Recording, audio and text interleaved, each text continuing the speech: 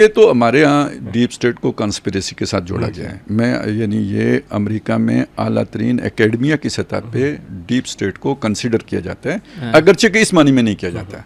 اصل میں وہ ایک اسٹیبلشڈ ادارے جو ان کے ہوتے ہیں نا، اور اس میں صرف یہ ادارے ہی نہیں ہوتے، یعنی یہ یعنی عدلیہ نہیں، اس میں لابیز بھی ہوتی ہیں، اس میں پیچھے جو کاروباری لوگ ہوتے ہیں، تجارت، وہ جو ہے نا آپ کا سارا وہ سرمایہ دار، تو ان کی لابیاں وہ سارا اس میں شامل کر کے اسے ڈیپ اسٹیٹ کراتے تھے. یعنی جو فیصلہ سازی کے اوپر اثر انداز ہوتے ہیں، ایک وہ ہوتے ہیں جو نظر آ رہے ہوتے ہیں، یعنی جو آگے بیٹھ کے فیصلے کر رہے ہوتے ہیں، ایک وہ ہیں جو نظر نہیں آ رہے ہوتے، پیچھے سے لابنگ کر رہے ہوتے ہیں یا ذہن بنا رہے ہوتے ہیں. وہ ان سب کو انفلوئنشل جتنے لوگ ہیں اس کو ڈیپ اسٹیٹ میں شامل کیا جاتا ہے. اچھا، اور دوسری ایک چیز میں یہ اس میں پاکستان میں نا جیسے بہت سے الفاظ ہیں، ڈفرینٹ الفاظ استعمال ہوتے ہیں. ڈیپ اسٹیٹ پہ تو مطلب زیادہ تو رول آپ نے ڈالا، لیکن نیٹ ورک کا لفظ استعمال ہوتا ہے، سسٹم کا ہوتا ہے، پھر پہیوں والا ہوتا ہے کہ وہ لوگ جو پہیے فائلوں کو پہیے لگاتے ہیں. پاکستان میں یار کوئی تصور نہیں ہے. یہاں پہ حالات یہ ہیں، بڑے بڑے صحافی ریاست کا لفظ فوج کے لیے استعمال کر رہے ہوتے ہیں. ریاست کو یہ بات قابل قبول نہیں ہوگی، یعنی مطلب فوج کو قابل قبول نہیں ہوگی. حالانکہ اس میں الٹیاں آ جاتی ہیں یار، کیا تجزیہ سنیں، برا حال. مطلب دیکھیں بیسک کانسیپٹ تو کلیئر ہونے چاہیے نا، کم از کم. پھر جو بھی اتفاق اختلاف کی بات کی ہے، کم از کم بیسک کانسیپٹ تو کلیئر ہونے چاہیے. وہ بھی نہیں ہوتے اور بیٹھ جاتے ہیں تجزیہ کرنے کے لیے. ایسے ہی لوگ جو ہے نا، یہ جنگ کے بارے میں نہیں معلوم ہوتا تو یہ دیکھیں نا، یہ فکسڈ جنگ تھی. اب بابا وہ امریکہ نہ بتاتا، یورینیم ادھر ہی رکھا ہوتا، وہ ہٹ ہو جاتا تو پوری جو ہے نا عرب جو ہے نا اس کی لپیٹ میں آ جاتا. یہ افورڈ کر سکتا تھا امریکہ؟ ظاہر سی بات ہے. اچھا خالد صاحب، دوسری چیز میں اس پہ آپ نے جیسے ذکر کیا کہ وہ پکارے گا اور وہ نہیں آئے گا، میں اس کو ایک تھوڑا سا ریلیٹ کرنا چاہوں گا کہ آج کل جو ہے نا امریکہ کے اندر وہ نیو یارک کے میئر کے الیکشن ہو رہے ہیں، اور امریکہ کے نیو یارک کے میئر کے الیکشن میں ایک امیدوار ہیں جن کا تعلق بھارتی گجرات سے ہے، زہران ممدانی. مسلمان امیدوار ہیں اور نوجوان ہیں، 33 سال عمر ہے.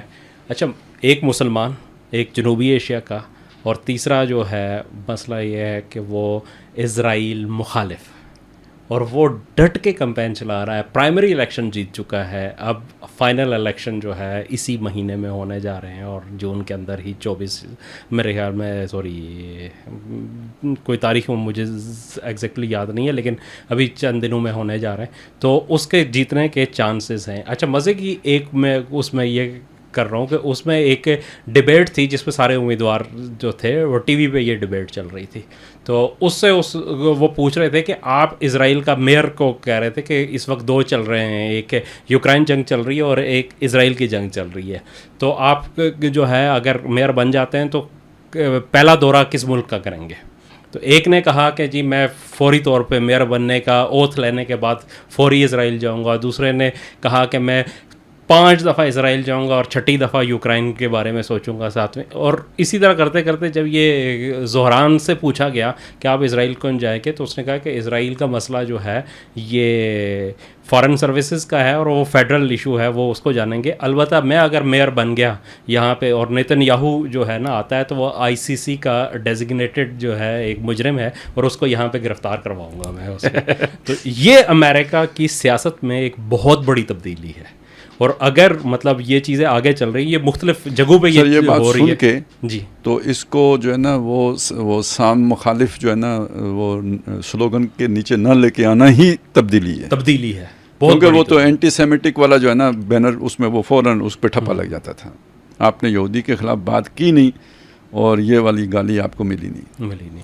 تو اب وہ جو ہے کہ ایک ایسا واقعتاً ایسا لگ رہا ہے کہ ایسا دور آنے والا ہے کہ جب اسرائیل کے اوپر جو امریکہ کا وہ ہاتھ ہے وہ ڈھیلا پڑ جائے گا. مجھے ٹرمپ کی بعض باتوں سے نا ایسا لگتا ہے کہ وہ اکتا چکا ہے ان سے، اور وہ اس موقع پہ شاید اس کی بھی تھوڑی سی مطلب اس نے کچھ نہ کیا ہو، لیکن بعض اوقات بندہ دل میں بات سوچتے ہیں نا ایسا ہو جائے تو ٹھیک ہے، تو اس نے یوں سوچا ہو کہ یار تھوڑی جی ٹھکائی ہو جائے تو چنگا ہے.